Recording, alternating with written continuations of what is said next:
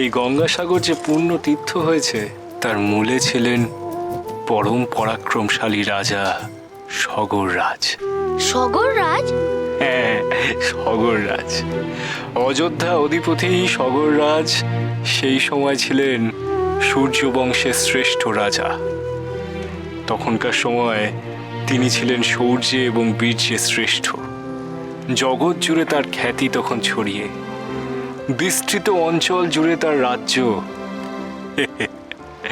সেই সগররাজ একদিন মনে মনে এক চিন্তা করলেন এবং তিনি এক সিদ্ধান্ত নিলেন, এবং সেই সিদ্ধান্ত জানানোর জন্য পরের দিন রাজসভাতে ডেকে পাঠালেন তার মন্ত্রীবর্গ এবং অমাত্য সভাসদদের। তারপর পরের দিন সগররাজের রাজসভাতে তিনি তো তার নিজের রাজ সিংহাসনে অধিষ্ঠিত। তার এক পাশে রয়েছে তার কুলপুরোহিত, তার মন্ত্রী এবং তার সেনাপতি, আর তার অন্য পাশে রয়েছে তার 5 পুত্র। কুলপুরোহিত প্রথমে মহারাজের প্রণাম গ্রহণ করলেন, তারপর তাকে প্রাণ ভরে আশীর্বাদ করে জানতে চাইলেন, মহারাজ, হঠাৎ এমন তড়িঘড়ি করে আপনি সকলকে রাজসভায় ডেকে পাঠালেন, এর কারণ কি? সগররাজ কোনো উত্তর দিলেন না। সগররাজকে চিন্তিত দেখে কুলপুরোহিত তখন আবার জিজ্ঞাসা করলেন, মহারাজ, আপনাকে বড় বিচলিত লাগছে, কিছু ঘটেছে? মহারাজ তবুও উত্তর দিলেন না। সেনাপতি তখন মহারাজকে জিজ্ঞেস করলেন, মহারাজ, রাজ্যে কি কোনো বিপদ দেখা দিয়েছে? শত্রুপক্ষ কি রাজ্যকে আক্রমণ করেছে? মহারাজ তখনও নিরুত্তর। মহারাজকে নিরুত্তর দেখে মন্ত্রী তখন জিজ্ঞাসা করলেন যে, মহারাজ, আপনি নিরুত্তর কেন? আপনার কি কিছু হয়েছে? রাজ্যে কি কোনো সমস্যা দেখা দিয়েছে? তবে কি রাজ্যের সকল প্রজাদের মধ্যে কোনো অসন্তোষ সৃষ্টি হয়েছে? মহারাজ এইবার মুখ তুলে চাইলেন। না না না, তার কোনোটাই নয়। আজ ঈশ্বরের আশীর্বাদে এই সগর রাজ্য যেখানে এসে পৌঁছেছে সেখানে এইসব সমস্যা হওয়ার কোনো কথাই নয়। তাহলে মহারাজ, এই তড়িঘড়ি তলবের কারণ কি?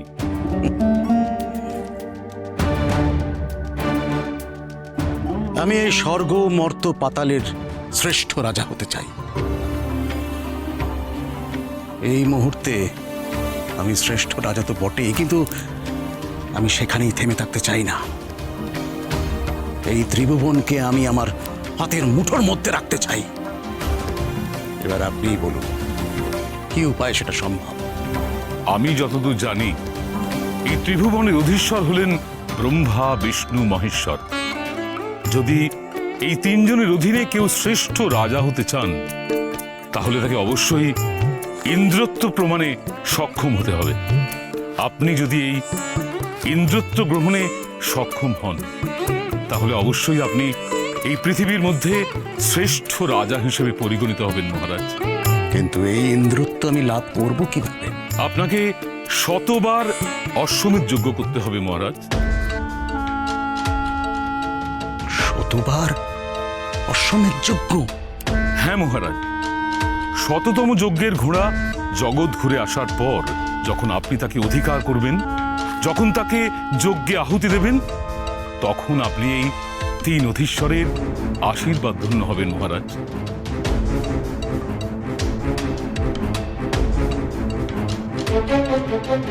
কিন্তু 100 বার অশ্বমেধ যজ্ঞে কি সফল হওয়া সম্ভব? কেন সম্ভব নয় পিতা? আপনার এই 60,000 সন্তানেরা শৌর্যে, বীর্যে, বীরত্বে জগৎ শ্রেষ্ঠ। জগতের কোনো রাজা আপনার যজ্ঞের ঘোড়া ধরে রাখার মতো স্পর্ধা দেখাবে না। আর যদি বা তা করে, তাহলে আমরা তাদের রাজ্য আক্রমণ করে সেই ঘোড়াকে পুনরুদ্ধার করে আনব। তা আমি জানি পুত্র, সেই ক্ষমতা ও বল তোমরা রাখো। আপনার এই সিদ্ধান্তে সর্বান্তকরণে আমরা আপনার সাথে থাকব পিতা। বেশ, তবে তাই হোক। এবারে শুধু সময়ের অপেক্ষা। সবকিছু ঠিক থাকলে ইন্দ্রত্ব লাভের পথে কেউ বাধা হয়ে দাঁড়াতে পারবে না। কেউ না। 100বার অশ্বমেধ যজ্ঞ? সে তো বিশাল ব্যাপার। সে আর বলতে 100 অশ্বমেধ যজ্ঞ কি আর চারটিখানি কথা? তবে সেই 100 অশ্বমেধ যজ্ঞের আয়োজন কিন্তু রাজকীয়ভাবেই সম্পন্ন হলো। আর অত বড় রাজকীয় যজ্ঞের আয়োজন এই জগতের বুকে কোনো মানুষ দেখেনি গো। আর কেবল মানুষ কেন, স্বর্গ থেকে দেবতারা অবধি সেদিন মর্তে নেমে এসেছিলেন এই যজ্ঞের আয়োজন দেখার জন্য। হ্যাঁ, মা, খুব বড় যজ্ঞ হয়েছিল না? হ্যাঁ বাবা, বামদেব ঠাকুর তো সেই গল্পই করছেন আমাদের। তুই বল বামা। সহস্র বেদজ্ঞ পণ্ডিত এবং রাজপুরোহিতদের পৌরোহিত্যে, তার সঙ্গে সগর রাজের পুত্রদের তত্ত্বাবধানে শুরু হলো সেই আশ্চর্য অশ্বমেধ যজ্ঞ। তারপর তারপর কি হলো গো ঠাকুর? তারপর একে একে 99টা অশ্বমেধ যজ্ঞ সম্পন্ন করে অযোধ্যাপতি নরশ্রেষ্ঠ সগররাজ আয়োজন করলেন 100তম অশ্বমেধ যজ্ঞের। এই যজ্ঞের ঠিক বাইরে সগররাজ তার নিজ সিংহাসনে অধিষ্ঠিত, আর তার ঠিক পাশে তার কুলপুরোহিত এক সোনার থালায় করে মঙ্গল ঘটে সিঁদুরগুলো নিয়ে এসে রাজার কপালে এক তিলক কেটে দেয়।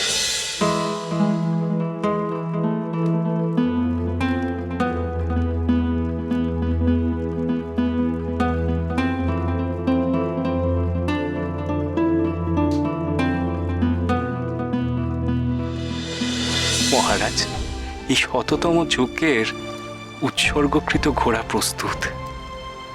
মহারাজ এবার যদি আদেশ দেন তাহলে এই ঘোড়া পরিভ্রমণে বেরোতে পারে। মহারাজ তখন 2 কর্মচারীকে আদেশ দিলেন। তারা তখন সেই ঘোড়াকে মহারাজের সামনে নিয়ে আসে। মহারাজ কুলপুরোহিতের হাতের সেই সোনার থালা থেকে কিছুটা সিঁদুর নিয়ে এক বিশেষ চিহ্ন এঁকে দিলেন সেই ঘোড়ার কপালে, আর তিনি বললেন,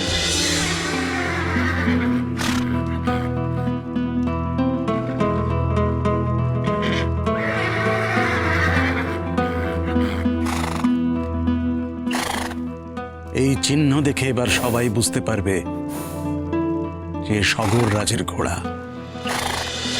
সেই ঘোড়াটিকে তখন এক বিশেষ উত্তরীয় দিয়ে সুন্দর করে সাজিয়ে দেওয়া হলো। পুরো নারীরা উলুধ্বনি দিতে থাকলো, শঙ্খধ্বনি দিতে থাকলো, এবং সগর রাজের অঙ্গুলি হেলনে তারই ইশারাতে সেই 100তম অশ্বমেধ যজ্ঞের ঘোড়া রওনা হয়ে পড়ল রাজ্য ভ্রমণে। যাও, এই ঘোড়াকে এবার মুক্ত করো। আজ্ঞে পিতা।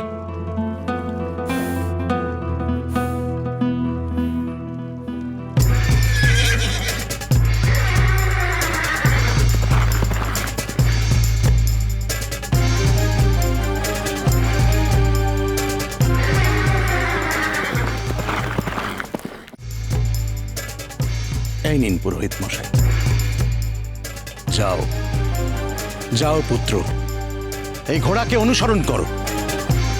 যদিও ঘোড়ার কপালে ওই চিহ্ন দেখে এই ঘোড়াকে কেউ পথ আটকাবার সাহস করবে না,